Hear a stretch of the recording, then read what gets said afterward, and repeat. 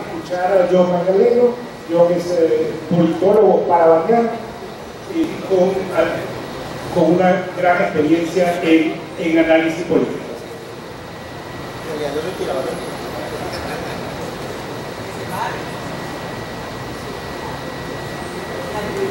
Déjenme estar sentadito con ellos.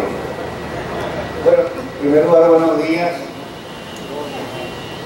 Ustedes como que no desayunaron porque no contestan el saludo. Buenos días.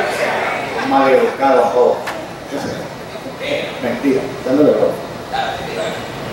Muchísimas gracias a Carlos Torrealba y a mi buen amigo Alejandro Martínez por su invitación. Un placer estar. Las que no lo saben, sépanlo hoy con mi querido amigo Nick Medeo, son 25 años de amistad. He tolerado bastante. Yo pequeño y estuve Mentira, somos muy amigos porque estudiamos en la Escuela de Geopolítica de la Universidad Central de Venezuela. Muy amigos. Por supuesto, discutimos de política. Cada quien tiene su postura, pero hemos desarrollado la madurez como para. Claro, hicimos política que aquí juntos hace muchos años. Muy bien. Por esos tiempos en que Vanessa Davis también estaba haciendo política y aquí allá en la central. Bueno, muy bien. Yo quisiera dividir mi exposición en 10 secciones. 10 secciones, algo estructurado. No son descripciones de la suma teológica en cada una de ellas, son 10 puntos. 10 puntos que yo quiero abordar. Escuché con detenimiento a Nífer porque me dio chance de llegar antes de que, o justo arrancando él. Escuché con detenimiento a Bruno, por cierto que comparto varios de los criterios, tanto de Nífer como de Bruno. Pero yo me referiré a algunos puntos que creo que son de debate, no sin antes tocar estos 10 puntos que me parecen el centro de la agenda. Para mí, el centro de preocupación en este momento, ya que tenemos agenda libre, ¿no es así? Ya que tenemos agenda libre, sí. Para mí el centro de preocupación en este momento es cómo se desarrolla una estrategia asertiva que permita el inicio de la transición en el más corto plazo posible. Esa es mi obsesión intelectual en este momento. Cómo se construye, qué elementos debe tener una estrategia que sea capaz, en efecto, no discursivamente solamente, que sea capaz, en efecto, de estimular el inicio de una transición hacia la democracia. Por tanto, y aquí hay una primera declaración. ¿Cuál es la naturaleza del régimen que yo veo? Milner cree que esto es neototalitarismo, tema que hemos conversado.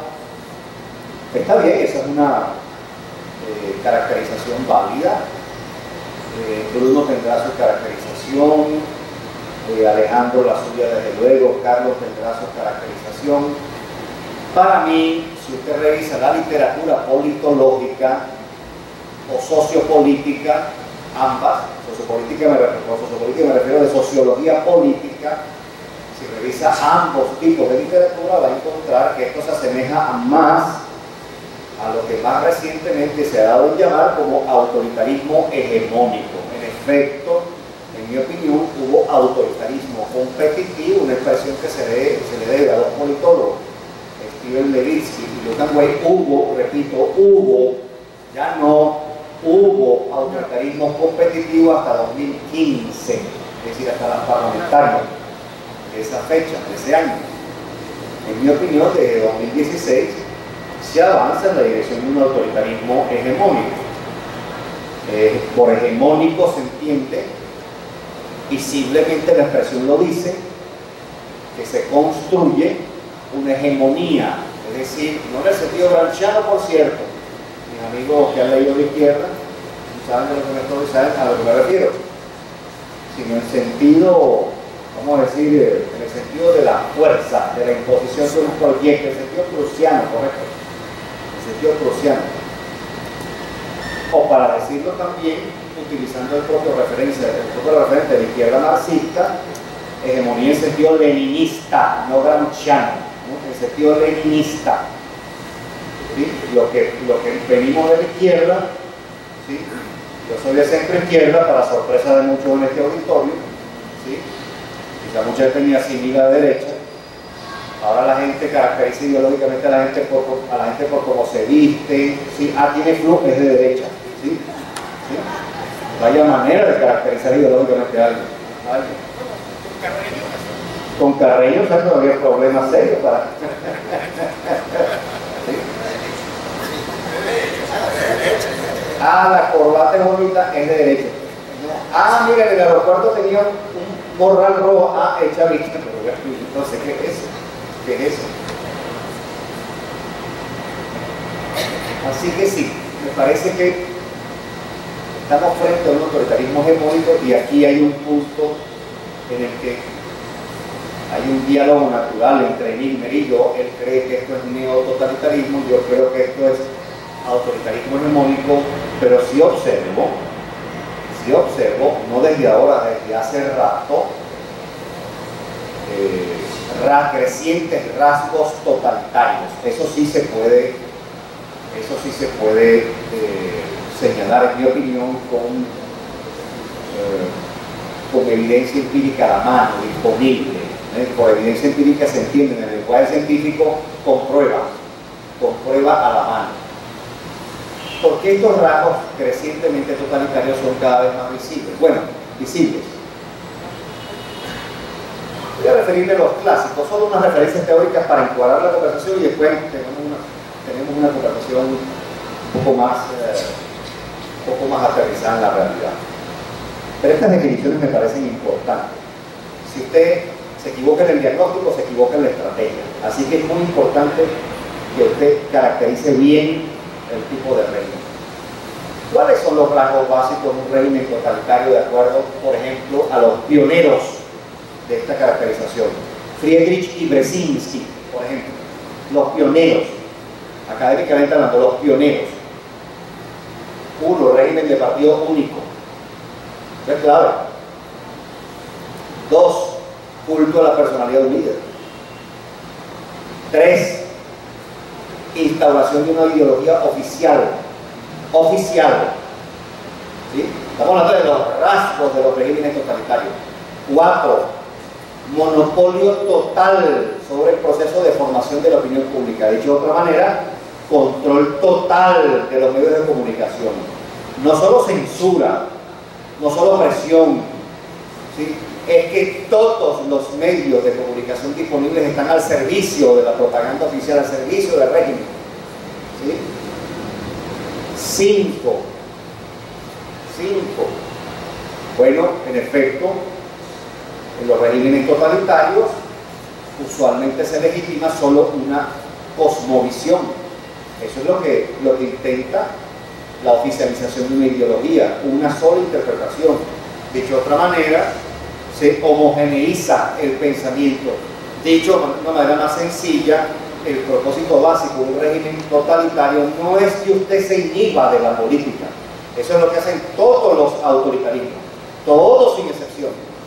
El propósito final de un régimen autoritario es el control de su alma, es decir, de lo que usted va y compra en el supermercado, es decir, del repertorio de elecciones posibles, bienes y servicios en este caso, pero también de los periódicos que usted lee, el control de las emisoras de radio que usted está en capacidad de escuchar, de los canales de televisión, el control de su alma, de lo que lee, del arte al que puede tener acceso, las artes, ¿sí? El tipo de pintura, de fotografía, de teatro, de cine, de novela, de literatura. Es decir, el propósito básico de un régimen totalitario es el control de su alma.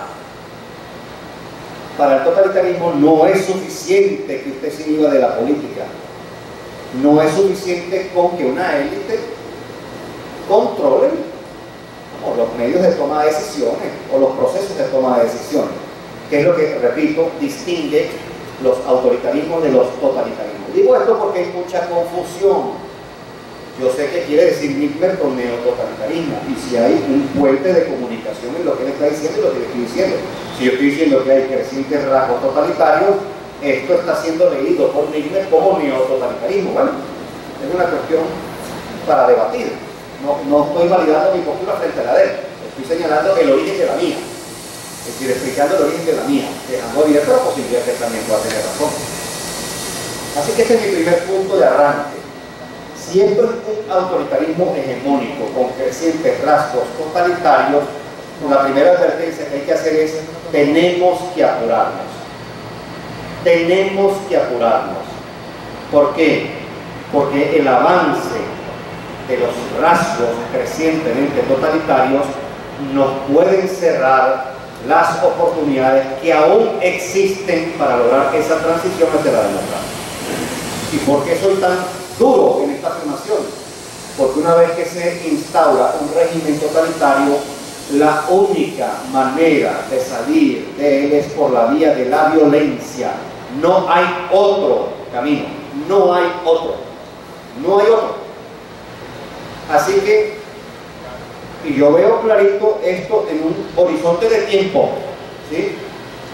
Yo veo como un hito crítico el año 2018, porque ese año deberían celebrarse unas elecciones presidenciales, ¿sí? Vamos a utilizar la expresión de la presidenta del Consejo Nacional Electoral: conforme a la tradición electoral deberían celebrarse, permítanme la ironía, desde luego, deberían celebrarse elecciones presidenciales el año que viene. Así que para mí ese es el umbral de tiempo que tenemos todos, sin excepción, todos los que deseamos un cambio democrático. Dicho de otra manera, tenemos 15 meses. 15 meses.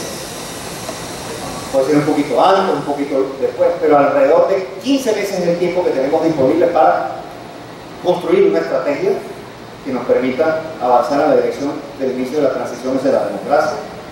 Y eso comporta algunas de las, encarar algunas de las complejidades a las que ya se han referido Nigmer y Bruno, con las que, por cierto, estoy de acuerdo. Nigmer terminaba su exposición diciendo: tenemos que ser capaces de articularnos en la diversidad. Esto fue lo que yo escuché. Estoy de acuerdo con eso que está diciendo Nigmer. Nigmer en el fondo está reclamando para su movimiento y para el espacio que él representa entre el aspecto político y ideológico, reconocimiento para factores distintos que provienen del chavismo, ¿sí? Eso es lo que está reclamando Nigmer. Lo que está reclamando latentemente Bruno es: caray, la oposición, como lo hizo también Nigmer, la oposición no se agota en la mesa de la unidad democrática, y para encarar el desafío que tenemos enfrente, nosotros también hacemos falta. Así que lo que estamos pretendiendo es que nos reconozcan, que nuestro concurso también es importante para ese proceso. Por lo menos así lo veo yo, y en efecto yo estoy de acuerdo en que todos los que estamos acá y otros factores que no estamos acá, yo no soy un factor político, yo soy básicamente un técnico, un profesional, profesor universitario de Liesa, di clases 8 años en la Simón Bolívar, en la maestría en ciencia política, en la especialización en opinión pública y comunicación política, y hace 14 años doy clases de análisis en entorno escenario en el IESA. Y soy un consultor de empresas y de político. Sí, ese es mi oficio. Más amargo es, por supuesto, ustedes comprenderán, el oficio de consultor de los políticos que el de las empresas, ¿sí?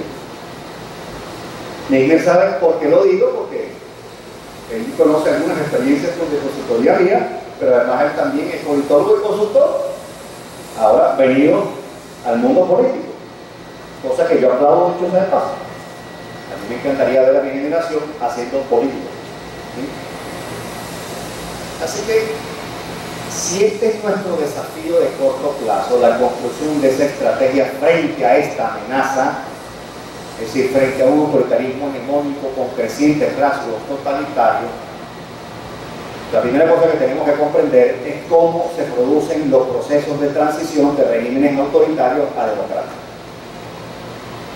Y aquí, permítanme representar al gremio con la venia de mi colega. Aquí yo pido respeto para la profesión. Es decir, todo el mundo cree saber cómo es que se producen esos procesos de transición, y yo entiendo que todo el mundo está en su derecho de opinar, porque la res pública así nos obliga. Es decir, nuestro talante republicano, ¿sí? La cosa pública, la res pública que nos compete a todos, nos faculta para opinar. pero de que usted opine a que usted acierte en su opinión técnica, profesional o científicamente, hay un largo trecho. Por tanto, perdónenme la inmodestia para la profesión, sí, yo creo que llegó el momento de reclamar para la profesión, vamos, un cierto respeto para la politología, pues, ¿sí? Especialmente para la política comparada. ¿Por qué? Porque es que resulta, mis queridos amigos, que a lo largo de 50, 60 años se han producido más de 100 casos de transiciones de regímenes autoritarios a democráticos. Más de 100 casos. Así que quien se detiene a estudiar un poquito esta materia con alguna seriedad podría llegar a algunas conclusiones tentativas, por lo menos, vamos a decirlo con cierta humildad intelectual, algunas conclusiones tentativas, por lo menos. Y la primera conclusión que se deduce de ese examen, yo no he llegado a los 100 casos, he estudiado 100 casos, pero si he llegado a 50, me he fajado a estudiar desde hace 7 meses cómo es que se han producido esas transiciones de regímenes autoritarios a democráticos. Y yo no lo he hecho solo, lo he hecho con un equipo de colegas, de politólogos. Hemos llegado a 50 casos. Ya hemos hablado públicamente de nuestras conclusiones cuando llegamos al caso número 33. Ya vamos por el caso 41 y la semana que viene vamos a hablar algo públicamente de esas conclusiones con 41 casos. ¿Cuál es la primera conclusión tentativa que se deduce de ese examen? Solo hay dos modalidades para que se pueda promover una transición de un régimen autoritario a uno democrático. Solo hay dos, no hay otra. Esta no es una cuestión de deseo. Los politólogos hablamos en clave descriptiva, predominantemente descriptiva. Es decir, observamos, registramos, describimos. Al margen de que nos guste o no nos guste lo que vemos, registramos o escribimos. Por eso es que los politólogos quedamos tan antipáticos, porque hablamos de cosas muy duras. Claro, estamos describiendo cómo es la política. ¿Usted cree que la política es qué? ¿Sí? Un vals. No, amigo, la política no es un vals. ¿Sí? Se parece más a aquella comiquita de nuestra época, de los hermanos Macana. ¿Usted se acuerda de los hermanos Macana? De los autos locos, de la tuya también, ¿no te acuerdas? Sí, los cavernícolas que se daban garrotazos en la comiquita de los autos locos. Bueno, esa es una metáfora caricaturesca más cercana a cómo funciona en la práctica la política. Es decir, siempre en los discursos políticos se reivindica la cara consensual de la política. Resulta que no, que en mi opinión en el momento conflictivo, la cara conflictiva, dilemática de la política la caracteriza mejor que el momento consensual, aunque ambos forman parte de la política. Ambas son caras de la misma moneda, caras de la misma moneda. Así que una transición es esencialmente un intervalo de procesos, un conjunto de procesos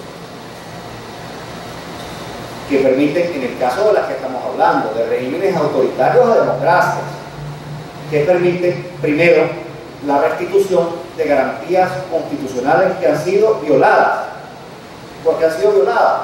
Porque usted está frente a un régimen autoritario, en el caso que estamos comentando. Así que el primer desafío de cualquier movimiento social, de masas, de cuadro, partido político, frente amplio, lo que usted quiera, que intenta dar inicio a una transición hacia la democracia es cómo restituir por lo menos algunas de las garantías constitucionales que han sido violadas. ¿Cómo? ¿Cómo? Y repito, solo hay dos maneras, solo hay dos modalidades. O se produce la quiebra del régimen autoritario, el colapso, que básicamente, lo voy a decir con todas sus letras, en clave descriptiva, no estoy proponiendo nada, estoy describiendo los casos, que básicamente se producen por intervenciones militares. Los colapsos o las quiebras de regímenes autoritarios esencialmente se producen por intervenciones militares de diversa índole, que van desde la solicitud de renuncia por parte de los militares a un mandatario, que es una forma elegante de darle un golpe de Estado, hasta un golpe de Estado un poco más sangriento, en donde en efecto hay confrontación entre efectivos militares. Esa es la primera modalidad. Cómo se logra la quiebra, el colapso del régimen autoritario. La segunda modalidad que usted tiene disponible, ¿sí? Y esto no le gusta a mucha gente, pero hay que decirlo, es una transición negociada. No hay otra opción. Dos modalidades: o una quiebra del régimen autoritario o una transición negociada. Yo he escuchado a actores políticos de oposición decir: aquí no puede haber transición, porque la transición involucra que durante un periodo de tiempo se mantienen unos enclaves autoritarios. En efecto, ese es el costo de una transición, dependiendo, por supuesto, de la modalidad con la que se produce la transición. Hay transiciones en donde los enclaves autoritarios desaparecen rápido. Le pongo un ejemplo. La transición en Perú después de Fujimori, esa es una transición rápida. Duró 2 años. Completar la transición duró 2 años. Hay transiciones más largas, como la de Brasil, duró 11 años. 11 años. Así que hay transiciones de tiempo intermedio, duran 4, 5, 6 años, depende de los casos. La transición chilena no fue tan rápida como todo el mundo se imagina. Incluso después del referéndum del año 88, una transición que tomó un tiempo en el cual se tuvo que negociar con Pinochet. Por ejemplo, Pinochet propone la noche del referéndum del año 88 en un consejo extraordinario de ministros, el equivalente a nuestro consejo de ministros, gabinete, una reunión de gabinete extraordinaria, propone desconocer los resultados del referéndum. ¿Ustedes sabían eso? ¿Y qué pasa en esa reunión? Varios de los miembros de su gabinete se niegan a respaldar esa propuesta, entre ellos el ministro de la Defensa. Es decir, podemos hablar de esto y lo vamos a hacer hoy, refiriéndonos a varios casos. El primer mensaje es este, la primera conclusión tentativa es esta: solo hay 2 modalidades para promover una transición de un régimen autoritario a uno democrático: o la quiebra del régimen autoritario o una transición negociada. Segundo hallazgo de este estudio, que ya lleva 41 casos: ¿cómo se producen las negociaciones? En mi modesta opinión, la dirección política del movimiento que encabeza la promoción de la transición tiene que pasearse por ambas modalidades, tiene que evaluar la factibilidad de ambas modalidades. Me van a llamar algunos: yo, tú estás diciendo en el fondo que hay que evaluar la posibilidad de una quiebra, tal y como lo has descrito. Sí, un régimen autoritario ha confiscado, ha secuestrado garantías constitucionales, garantías procedimentales de la democracia. En el fondo, y esto que voy a decir es muy duro, es bastante probable que a partir de hoy el SEBIN me siga o me intervenga con esta declaración que voy a hacer, pero en el fondo, contra un régimen autoritario vale todo. Vale todo. Usted, digamos, se contuvo, como una pregunta que uno le formula al régimen autoritario, usted se contuvo respecto de la decisión de violar esas garantías constitucionales. No. Si usted violó las bases del contrato social, usted tiene que exponerse a cualquier cosa. Politológicamente, en mi opinión, el gobierno lo sabe. Por tanto, no tiene otro remedio, estratégicamente hablando, que volverse cada vez más autoritario. No tiene otra estrategia dominante para sostenerse en el poder. Sabe que las violaciones que ha cometido tienen costos sociales y políticos. Por tanto, está forzado estratégicamente a endurecerse para intentar asegurar su mantenimiento en el poder. No tiene otra estrategia alternativa que le pueda garantizar, por lo menos en el corto plazo, su mantenimiento. Así que está obligado a volverse más autoritario. Por eso es que hay que tomarse en serio una advertencia que hace Nickler, pero también se le escuchaba a Margarita López Maya, la advertencia de que cuidado, estamos empezando a caminar en serio en la dirección del totalitarismo. Cuidado, el asunto es serio, la amenaza es seria. Nuestro desafío es claro. Así que, por esta vía, uno llega a una tercera conclusión. Examinando los casos, por lo menos los casos que hemos llegado a estudiar, queremos seguir estudiando estos casos. Pues. Hasta 33, la semana que viene vamos a completar el estudio y vamos a presentar los 41, pero de los 33 sobre los cuales ya nos hemos referido, a los cuales nos hemos referido públicamente, ¿cuántos se han producido, cuántas transiciones se han producido por colapso y cuántas por negociaciones? De estos 33 casos examinados, 21 han sido transiciones negociadas. En estos 33 casos, 18 son países de América Latina. Hemos puesto el acento en países de América Latina por razones obvias. Queremos que esto tenga aporte algunas lecciones para el momento actual. No solo es un ejercicio académico, es un ejercicio ciudadano consciente también. De 33, 21 casos se han producido por la vía de negociaciones. Los 12 restantes han ocurrido por la vía del colapso. Cuando examine esos 12 casos, los 12 casos en los que el régimen autoritario colapsó, muchos de esos casos fueron del siglo pasado, no de este. Uno pudiera sugerir la hipótesis, solo la hipótesis, de que caray, como que en el pasado era más fácil que se produjera el colapso de regímenes autoritarios que en la actualidad.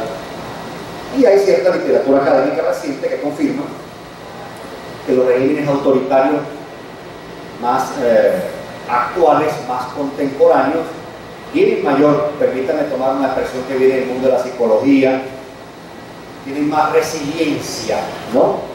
Es decir, tienen mayor capacidad de adaptación.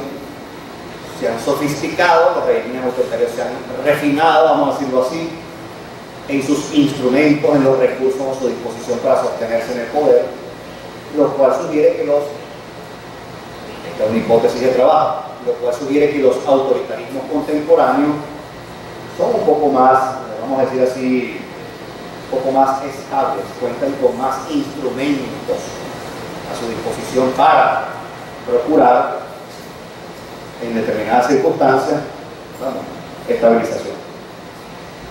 Así que la conclusión es clara, 21 de los 33 casos fueron transiciones negociadas.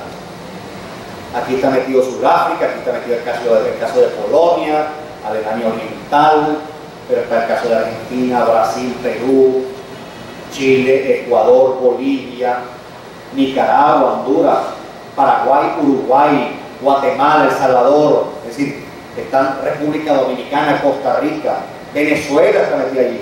Venezuela, por cierto, es uno de los casos de colapso contabilizados entre los 12, porque estoy pensando en la Venezuela de Pérez Jiménez. Ese fue un colapso primero, después vinieron un conjunto de negociaciones políticas que tenían en varios pactos, que fueron muy importantes, por cierto, en aquella fecha para la arquitectura del nuevo sistema político. Este régimen político que arranca con Chávez, mis queridos amigos, se dedicó durante 18 años a descalificar los logros de esos pactos. Es verdad, una crítica discrónica, diría la profesora García Pelayo. En su tiempo, los años 50, eran pactos de avanzada. Claro está, si usted lee esto desde los 2000, le van a aparecer unos pactos supremamente anacrónicos, como anacrónicos en el discurso ya de Chávez respecto de las exportaciones, por ejemplo. Permíteme esta política sabrosa que quiero tener contigo, valiéndome de nuestra amistad. Es decir, que yo veo en el relato de mis amigos del chavismo, disidentes, descontento, a quienes respaldo, cuya existencia política respaldo, siendo yo opositor, cuya iniciativa y esfuerzo respaldo, cuyo reconocimiento, el que ellos exigen respaldo, siendo yo de oposición, los oigo con un discurso que no deja de tener también, que no deja de reproducir los anacronismos del propio discurso del presidente Chávez. Invitación, por tanto, que les hago para revisar con seriedad el relato sobre el cual se construye la propuesta. Porque es que esto, del mismo modo que yo les exijo también a los dirigentes de la mesa de la unidad, estoy de acuerdo con Bruno, que les exijo también, como lo hace Bruno, volver a la política con P mayúscula. Yo puedo entender la mediatización de la política, es un fenómeno global. Lo advirtió hace rato ya Giovanni Sartori en un par de libros, la telepolítica y la videopolítica. Les invito a que los lean. Llegaba a decir Giovanni Sartori una cosa durísima, que hemos pasado del Homo sapiens al Homo videns, ¿sí? Es decir, está cambiando, y lo decía con mucha seriedad, no lo decía burlándose, está cambiando la naturaleza del hombre. Es decir, de los herederos de la cultura escrita, estamos pasando a los herederos de una política, un mundo político en el cual la formación de la opinión pública pasa por la televisión. Si usted no se puede imaginar el mundo sin imágenes audiovisuales, usted no puede pensar en abstracto, pues, sin pensar en imágenes audiovisuales. Por tanto, hay una pérdida, una capacidad cognitiva. Y esta es una advertencia que lanzaba Sartori, es una acusación seria, es una advertencia seria la que estaba haciendo Sartori. Bueno, muy bien, yo estoy de acuerdo con la crítica que en el fondo está haciendo Bruno en ese sentido. La videopolítica que domina en muchos círculos de los partidos que orbitan en la mesa de la unidad. Estoy de acuerdo con esa crítica. ¿Cómo es que las redes sociales son un instrumento de toma de decisiones de usted? Chicos, ¿qué es eso? ¿Qué es eso? ¿Qué es eso que la revisión de las redes sociales forma? Una cosa es que forma parte de un instrumental del que usted echa mano para saber en determinados segmentos de opinión que se discute, y otra cosa es que usted tome a las redes sociales como la referencia de formación de la opinión pública. Y usted me contestará la réplica válida. Yo, es que precisamente el proceso de supresión que el oficialismo ha llevado adelante de los medios de comunicación, que eran los espacios naturales de formación de la opinión pública, de hecho son los espacios naturales en la contemporaneidad, ¿sí? Recuerden ustedes que cómo nace la opinión pública, tal y como se le conoce desde la modernidad, ¿sí? Primero en los salones, después en los cafés. Cuando se produce el advenimiento de la prensa escrita, ¿qué ocurre con los procesos de formación de la opinión pública? Se masifica. La opinión pública se masifica con el periódico, después con la radio, después con la televisión. ¿Sí? Pues muy bien, una cosa es que usted utilice las redes sociales, Twitter, como una referencia. Bueno, ¿qué está discutiendo la gente en estos segmentos de opinión? Por cierto que Humberto Eco tenía razón. Usted cada vez más discute con idiotas en el Twitter. Es verdad. Es verdad, ¿sí? Una cosa es la doxa y otra cosa es la episteme, ¿sí? Una cosa es la opinión y otra cosa es el conocimiento, y en efecto, en las redes todos somos iguales. Y está bien, yo asumo mi papel, asumo hasta un papel pedagógico en las redes.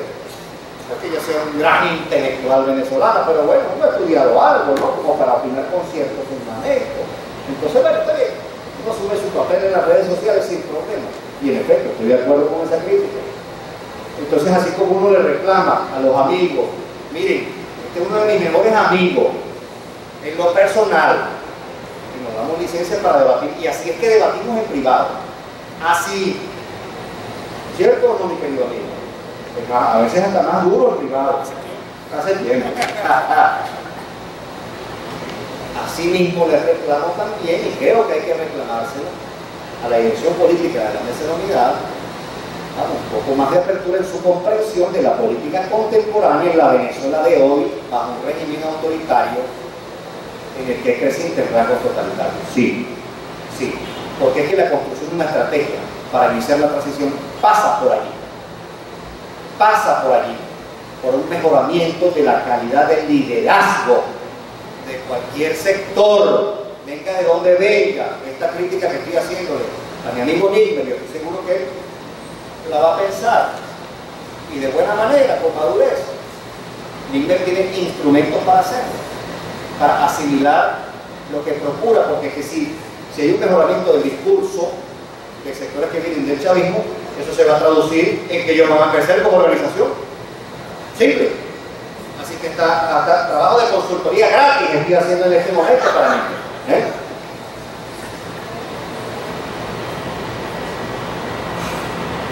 Si 21 de los 33 casos fueron transiciones negociadas, es un grave error que se descalifique las negociaciones. Es un grave error. No me refiero a mi preferencia, a mi gusto. Esta no es una cuestión de gustos. Usted lo sabe de regímenes autoritarios con deseos y con aspiraciones. Sale por intermedio de estrategias realistas y factibles. Aquí viene otra ya muy importante de los estudios. ¿Entre quiénes se producen las negociaciones de regímenes autoritarios a democracia? ¿Entre quiénes? Porque cuando uno de inmediato habla de transición negociada, todo el mundo se imagina a Maduro, a Jorge Rodríguez, a Delcy, a Chatterton, ¿sí? Eventualmente algunos tienen la imagen de El Aizami también como parte de las negociaciones. Fue uno de los representantes del gobierno en las conversaciones que se produjeron el año pasado en el último trimestre. Es decir, usted se quedó con esa imagen, con la imagen de las figuras que estaban allí, y el lado de la oposición usted se quedó con la imagen de Timoteo Zambrano, por ahí estaba, ¿recuerdan? Por ahí estaba, no estaba Henry Ramos, estaba Guillermo Moreno, estaba Ocariz, si usted se quedó con esos rostros. Chudo Torrealba, amigo mío, no, Henry no estaba. Henry Flacón sí, pero Ramos Balú. Que si usted se quedó con con la imagen de esos rostros, esos rostros comunican la idea de que las negociaciones siempre transcurren entre gobierno y oposición. Pues no. Cuando examine estos casos, esa es una modalidad en la que transcurren las conversaciones. Es decir, las negociaciones, en algunos casos de transiciones negociadas, se producen entre representantes del gobierno y de la oposición. Sí, pero es que hay otras tres modalidades distintas. Hay unas transiciones negociadas en las cuales las conversaciones se producen entre representantes de la oposición y los militares. Hay otras transiciones negociadas en las cuales las conversaciones se producen entre opositores y representantes de otros poderes, titulares de otros poderes, no necesariamente quienes gobiernan. Y hay unas transiciones negociadas en las cuales las conversaciones se producen entre representantes de la oposición y otros factores de la coalición dominante, que no son ni los gobernantes, ni otros titulares de poderes públicos, ni los militares. Son factores influyentes. Permítanme esta licencia metafórica. Son como José Vicente Rangeles de esas coaliciones dominantes. ¿No entiende usted lo que le quiero decir? No tiene un cargo público concreto, no es titular de un poder público, no es un oficial activo de la Fuerza Armada, pero es un factor influyente. ¿Me entiende usted lo que le quiero decir? Yo no sé si él está haciendo ese trabajo, lo pongo como referencia metafórica.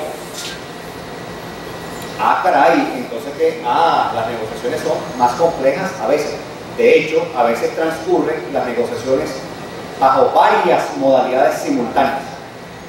Gobernantes negociando, otros titulares de poder público negociando, o militares simultáneamente negociando, u otros factores de la coalición dominante negociando. Cuando eso ocurre, anótelo, usted está en las cercanías de una transición. Porque si ni siquiera hay unidad en la negociación, quiere decir que hay una fractura latente de la coalición dominante. Anótelo que usted está en las vísperas del inicio de una transición. Cuarto hallazgo. Ambas modalidades de transición pasan por la fractura de la coalición dominante. Ambas. O sea que se produzca el colapso del régimen político, o sea que se produzca una transición negociada, ambas involucran que hay que fracturar la coalición dominante.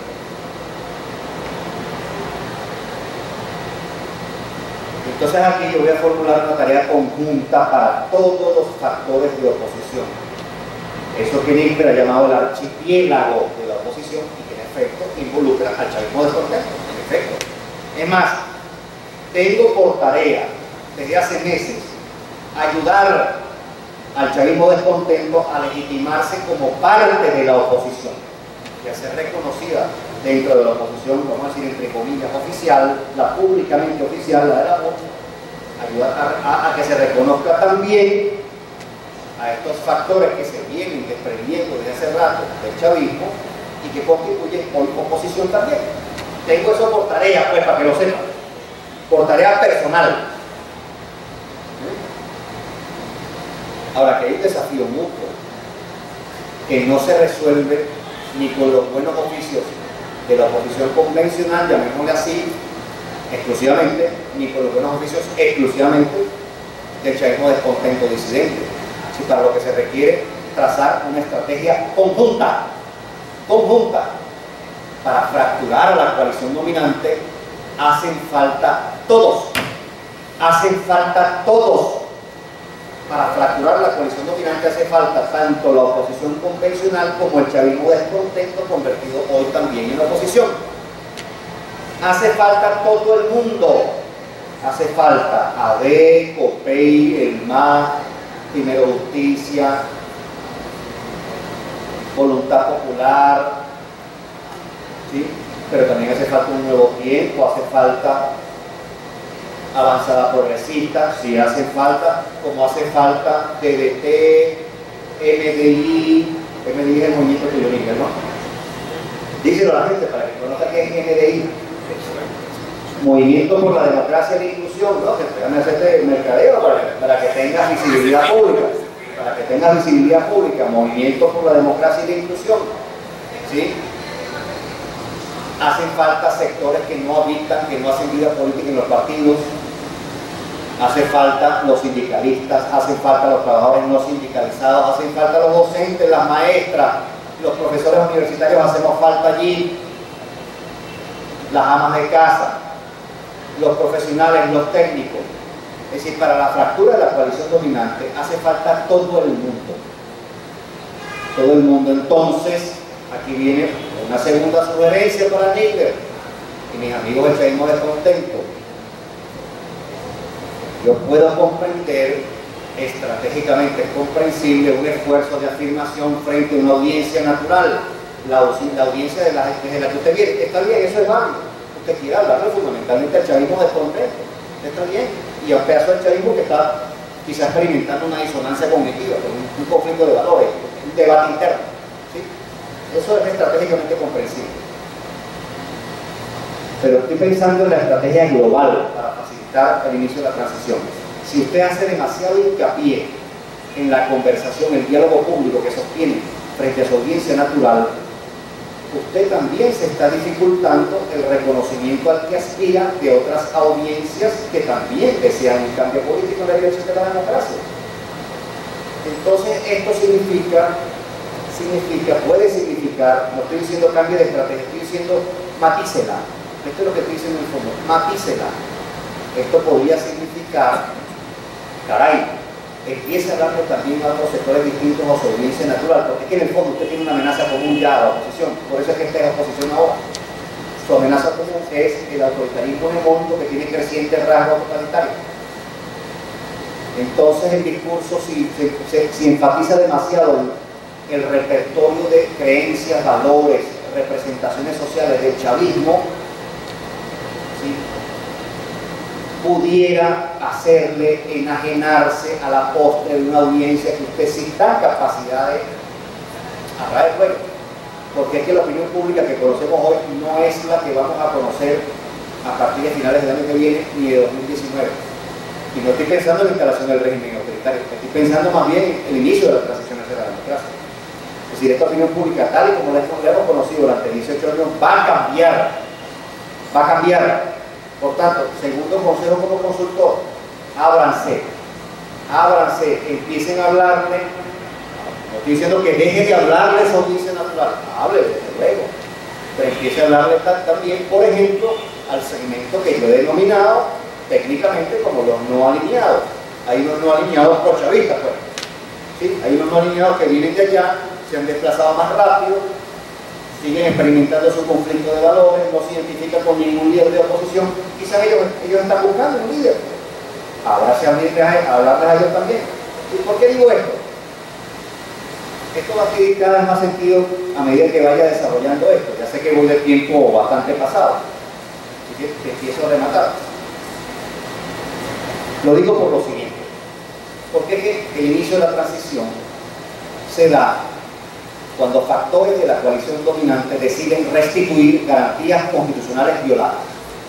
Óigame bien lo que estoy diciendo. Tú me estás diciendo en el fondo que es que depende de ellos a la postre, ultimadamente, el inicio de la transición. Bueno, eso es una simplificación. Usted hace cosas para inducir a esos factores a restituir garantías. De eso se trata el juego.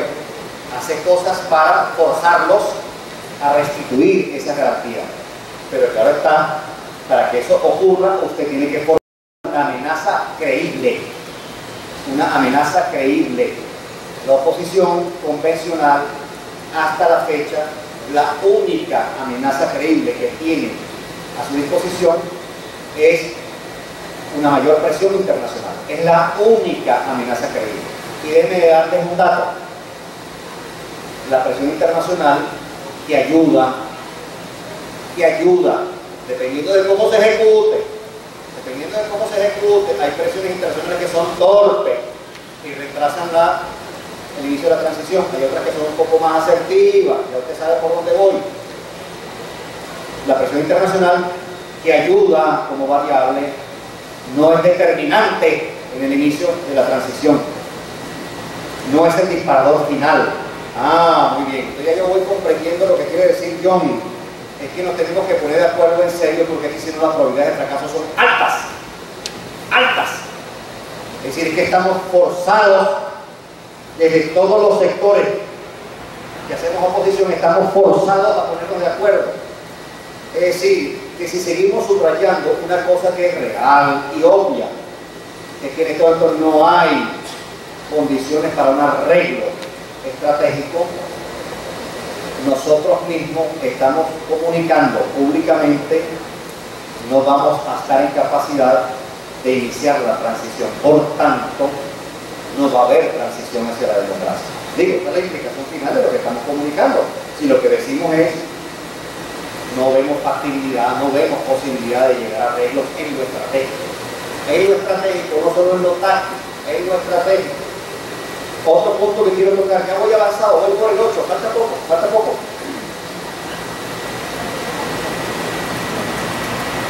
Para que se inicie la transición hacia la democracia, hay un circuito que tiene que jugar. Un circuito. Ese circuito está compuesto por 4 factores. Son 4. Primero, aumenta el número de socios insatisfechos de la coalición dominante.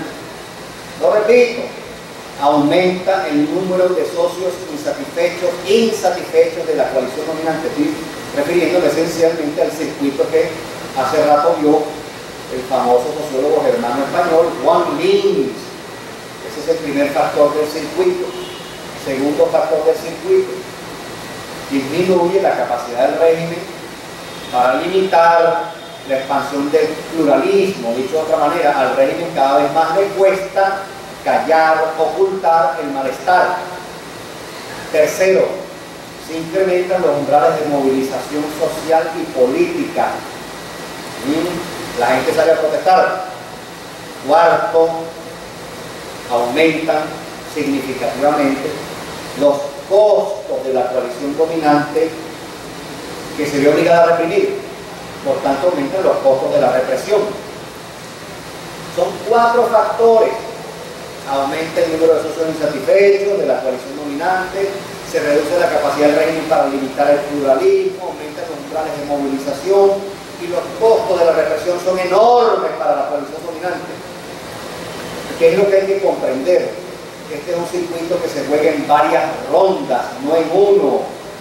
Y aquí sí voy a formular una crítica incluso más severa que la que Bruno y la que Ligner le ha formulado a la dirección política de la oposición. Si usted no comprende, esta crítica va derechito al seno, a las entrañas de la MUT. Si usted no comprende que el nivel de orquestación estratégica que se requiere para jugar ese circuito en una ronda, 2 rondas, 3 rondas, 4, 5, 6, 7, y para hacerlo con perseverancia, con disciplina, eso requiere, repito, que para jugar ese circuito se requiere, repito, atraer a todos los factores que hacen oposición. Si no se entiende además que para jugar asertivamente esas diversas rondas de ese circuito, usted tiene que desplegar, primero, voluntad, determinación estratégica, pero segundo, disciplina, y esto nos involucra a todos. Disciplina, ¿me entiende? ¿Sí? La disciplina no es solo una función de lo que el liderazgo hace, aunque el liderazgo tiene desde luego un papel muy importante, ¿sí? Sino que desde este lado pues tenemos que entender que hay cosas que tenemos que hacer, incluso estando en desacuerdo con ellas, ¿sí? Si eso no se entiende, entonces, por supuesto, cada ronda que se juegue, ¿sí?, no tiene el saldo que se espera a la postre. ¿Cuál es el saldo que se espera de ese circuito? Se juega varias veces el circuito, ¿para qué? Para fracturar la coalición dominante. Es para eso que juega el circuito varias veces. Para fracturar la coalición dominante. Pues muy bien. Si seguimos, y perdónenme la dureza de lo que voy a decir, pero es que me sale del alma. Si usted sigue con la pendejada, ¿sí?, de la nominación de la candidatura en tal estado, si sigue con ese nivel de parroquialismo político, ¿sí?, con este micromundismo estratégico, ¿sí?, si sigue con eso, si no ve la big picture, si no ve la gran pintura, ¿sí?, si no ve la estrategia grande, usted está contribuyendo al retraso del inicio de la transición política, sea consciente de ello o no. ¿Sí? Aquí viene mi crítica ahora para el otro lado. Si usted se concentra demasiado en un discurso que le habla solo al chavismo, porque usted está esencialmente concentrado en la legitimación de su movimiento, en agarrarse un pedazo de lo que queda de ese piso de respaldo, usted se está primero perdiendo una parte de los respaldos del futuro, pero segundo, tampoco, en estricto sentido, usted le está sumando mucho a la estrategia para promover el inicio de la transición. Así que mi invitación aquí para ambos es, mi querido amigo, ¿no llegó el momento acaso de enseñarnos un poco, pues? Es decir, no llegó el momento de que nos tomemos con seriedad la estrategia, la elaboración y la ejecución de la estrategia conjunta para el inicio de la transición. Aunque usted cree que Dios, como es venezolano, nos va a empujar naturalmente al inicio de una transición hacia la democracia. No, eso no va a ocurrir espontáneamente. Frente a regímenes autoritarios, eso no ocurre por inercia. Eso ocurre cuando hay una voluntad estratégica nítida que sigue un conjunto de cursos de acciones sobre los cuales tiene un mínimo de arreglo. Así que aquí mi crítica para ambos, mi crítica formal, casi en tono de desesperación ciudadana, es, mis queridos amigos, nos quedan 15 meses. Si nos seguimos viendo el ombligo, si seguimos con el parroquialismo político, tanto del lado de la oposición convencional que no se deja ayudar, como del lado del chavismo descontento que intenta ser reconocida y que en efecto a veces no se le para mucho, pero que también sostiene un discurso anclado, incluso vamos a decirlo de esta manera, perdón por la dureza, ¿sí?, a los sectores anacrónicos del relato oficial, cuando Chávez, entonces caray, así va a ser bastante complicado promover la transición al socialismo, perdón, la transición a la democracia. Que es un lapsus grupis. Es un lapsus grupis. Transición a la democracia. Es que a mí no me desagrada el socialismo, el verdadero socialismo del siglo XXI. Lo que pasa es que aquí tenemos socialismo del siglo XIX. Esto es Proudhon con Saint-Simon, y tienes a Lenin, y tienes un batiburrillo ahí, un sincretismo entre los premarxistas, ¿sí? Premarxistas, socialismo premarxista, Proudhon, Saint-Simon, ¿sí? Lenin, ¿sí? Stalin, aquí hay de todo, pues. Tienen un salpicado de Gramsci ahí que en realidad no va a la sustancia estratégica del movimiento. Bueno, en fin, ok. Lo que quiero sugerirle en el fondo es: estamos forzados estratégicamente a ponernos de acuerdo. Primero, entre nosotros, entre los que hacemos oposición, estamos forzados estratégicamente. Ahora, ¿qué puede acelerar? ¿Qué puede acelerar el proceso? Bueno, que empecemos a jugar de manera conjunta, cada quien de su espacio. Usted no se tiene que ir a registrar en la mesa de la unidad.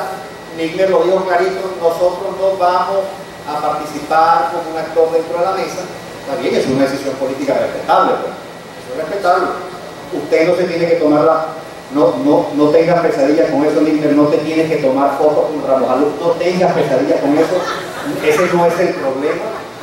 Los opositores, tus amigos opositores, no te estamos sugiriendo eso. Lo que sí te estamos sugiriendo es: hermano, vamos a ponernos de acuerdo, porque la amenaza es seria y nos queda poco tiempo. Este es el mismo mensaje que le envío a todo el chavismo descontento. Por ejemplo, y espero que me permita la licencia, aquí está Vanessa Davis. Para mí Vanessa Davis es una pieza clave de ese proceso.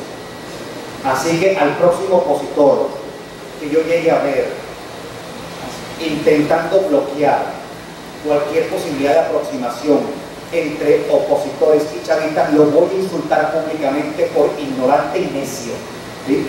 Por ignorante y necio, ¿sí? Porque en el fondo eso sí es colaboracionismo, sea consciente o inconsciente. Eso sí es colaboracionismo: entorpecer el proceso de inicio de la transición, que obligatoriamente pasa porque nos comuniquemos más, porque dialoguemos más y porque lleguemos. Yo empiezo a rematar, ¿sí? Me parezco cada día más a Chávez. Especialmente en la transición de socialismo. La transición de socialismo. Porque el punto central es este: ¿cómo podemos acelerar el inicio de la transición? En mi opinión, la respuesta estratégica es una sola: configurando una coalición sociopolítica más amplia que la que está representada en la mesa de la unidad. Sí. Tenemos que ser capaces de incorporar a nuevos actores, a nuevos sectores a esa coalición. Esa coalición, en mi opinión, podría tomar la forma de un frente amplio. Que no necesariamente significa que desaparezca la MUC. La MUC puede seguir representando a la oposición convencional que se conoce. Pero lo que sí es claro es que a estos señores, ¿sí?, Avanzada Progresista ya es parte, para mí, aunque no se le para mucho, ¿sí? Pero MDI no, y DDT, el de Rodríguez Torres tampoco, ¿sí? Y el resto de archipiélagos, que por cierto, tarea que tienen ustedes pendientes, los que no lo han hecho, ya tú lo hiciste. Dentro de ese archipiélago hay poca organicidad. Esa es una tarea de ese segmento de la población. Es un problema de esa parte de la sociedad, de la opinión pública, de la población que no ha llegado al nivel de organización al que tú has llegado. Estás empezando. Bueno, ellos ni tienen una plataforma organizativa que les dé cierta visibilidad pública. ¿Cómo se forma esa coalición más robusta? Bueno, haciendo un esfuerzo de madurez colectiva, un esfuerzo de madurez política colectiva. No hay otra. Así que yo me imagino, y con esto voy cerrando, yo me imagino que la transición a la democracia, subrayo a la democracia, pues acá pongo algún... No lo es. Yo soy de centro izquierda, más socialdemócrata que propiamente otra cosa. Eso sí, de avanzar, no la socialdemocracia que se quedó en los debates de los 60 y los 70, ¿no? Por lo menos leanse el manifiesto de Houston, a saber qué es el progresismo en la contemporaneidad, por lo menos el de Houston, no de Houston, no, Houston, E-U-S-T-O-N, el manifiesto de Houston, es una declaración de centro izquierda actualizada, contemporánea. Bueno, muy bien, yo lo que estoy proponiendo es, configuremos esta coalición. Pero para configurar esta coalición no basta con reclamar ser parte de esa coalición. Sectores de este lado vamos a empujar para que ustedes estén en esa coalición. Yo me comprometo como ciudadano para eso. Dentro de mis limitaciones, yo repito, no soy líder político, no soy dirigente de un partido, profesor modestamente como profesor, me comprometo como técnico, como consultor que tiene acceso a algunos líderes políticos, eso sí lo puedo hacer. Ok, yo me comprometo a eso, me comprometo a que ustedes sean crecientemente parte de esa nueva coalición, que repito, en mi opinión puede tener la forma de un frente amplio. Pero el punto de fondo es que tenemos que empujar en la dirección ambos.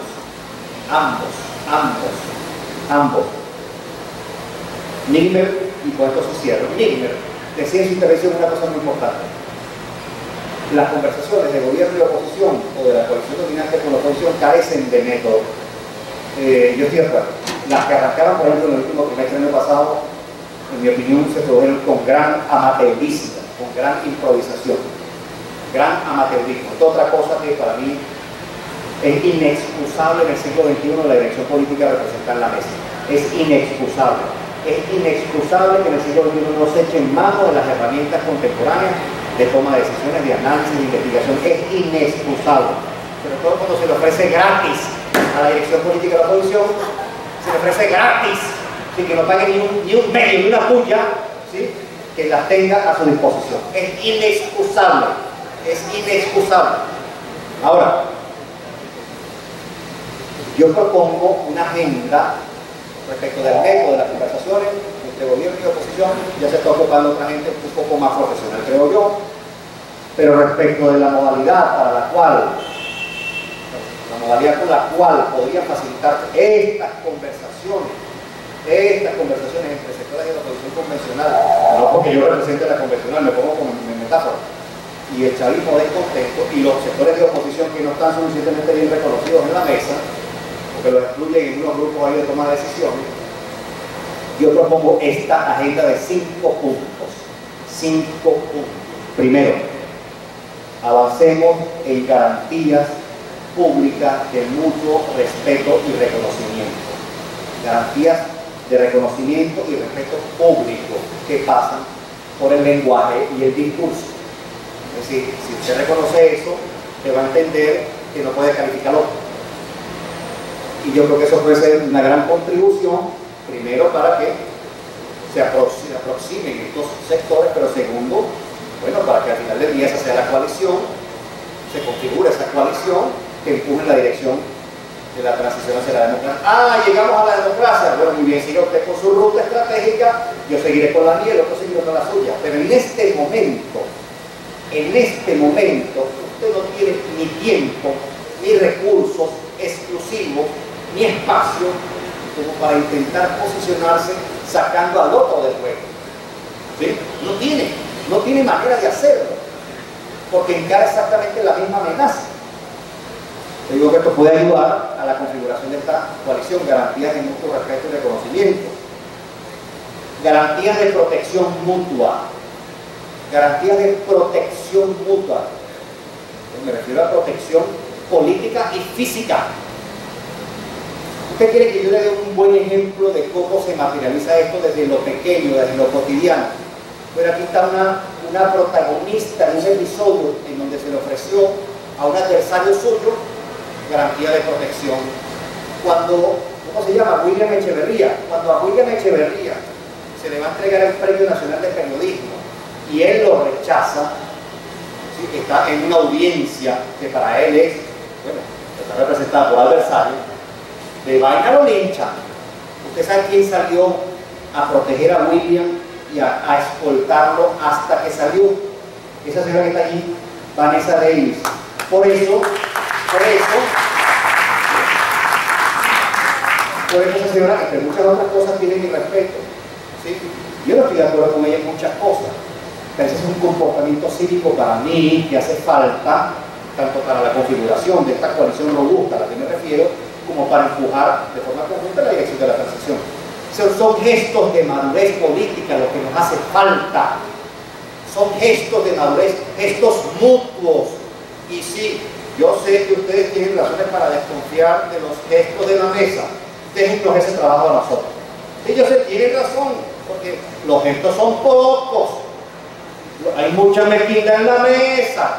Si la hay, me consta, lo he visto, con estos ojos que se van a comer los gusanos, lo he visto, sí, lo he visto, sí, y yo estoy de este lado, lo he visto. ¿Sí? Ahora, sí, hagamos la tarea cada cual. Gestos mutuos de madurez, sí, garantías de protección mutua quiere decir que en algún momento límite, en una situación límite, tú te pares y defiendas al gesto adversario político, porque sabes que eso contribuye al inicio de la transición hacia la democracia y que puede regularizar el conflicto político una vez iniciada la transición hacia la democracia. Tercera, discutir, por supuesto, lo que poner una agenda para discutir cómo se operacionaliza esto y si se está dispuesto a hacerlo o no. De repente no todos los puntos se aceptan, de repente se aceptan algunos, pero para que se debata, para que se converse, para que empecemos a construir desde estos dos o tres aceras algunos acuerdos básicos para avanzar.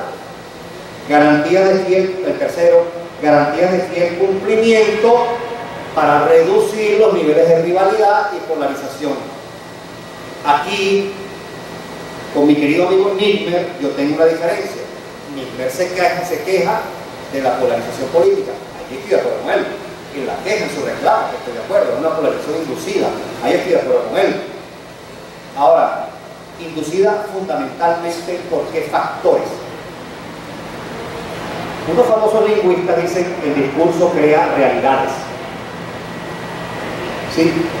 ¿Cuál es el discurso dominante del año 99? El del gobierno. Por tanto, en mi opinión, el presidente Chávez tuvo una gigantesca responsabilidad en la configuración del clima de polarización. Eso, en mi opinión, es incontestable. Incontestable. Por tanto, no se puede admitir en un clima en el que se procuran arreglos básicos y a la postre se procura la disminución de los niveles de rivalidad y conflictividad política, no se pueden admitir algunos de los recursos retóricos y comunicacionales que se utilizó en el relato chavista. Le voy a poner uno.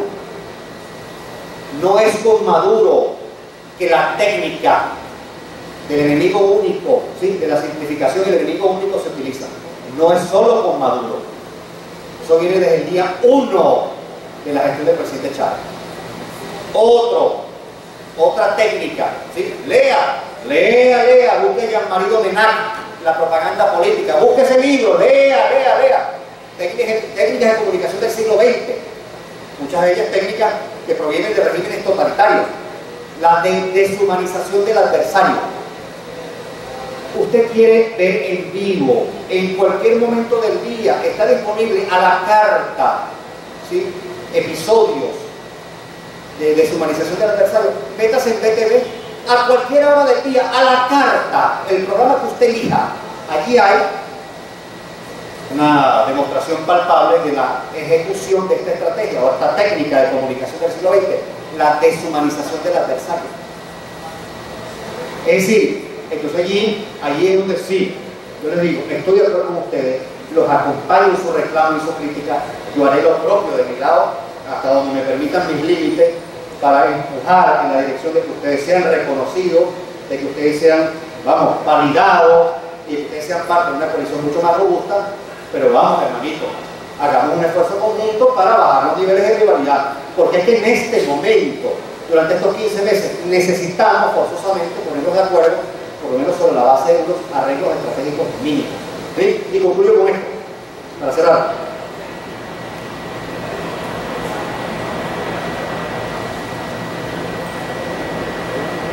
Bruno decía, ¿cómo obligamos a la oposición a volver a la política con P mayúscula?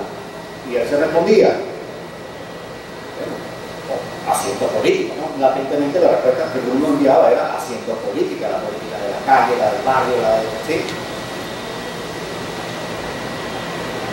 Si usted ve que la mesa no lo hace, hágalo usted. que usted va a ser el gran ganador de esa estrategia. Hágalo usted. Si la mesa no lo hace, si los partidos de la mesa no lo hacen, hágalo usted. Ahora, eso no es contradictorio, eso no es excluyente con la idea de que usted puede formar parte y debe formar parte de una coalición más robusta. Así que, de vuelta, y cierro con esto. Ojalá que se me haya captado el tono angustioso en el que intento comunicar esto y la rechera que comunico a veces. Sí, la tengo. Perdón por las damas, de vez en cuando una groserita. Los exaltistas dicen que de vez en cuando es asertiva, que de vez en cuando tiene impacto. Pongámonos de acuerdo. No se le está pidiendo a nadie abandone su identidad política. Lo que se le pide a todo el mundo, incluido también a la oposición, estemos a la altura del desafío que tenemos enfrente. Muchísimas gracias por la atención.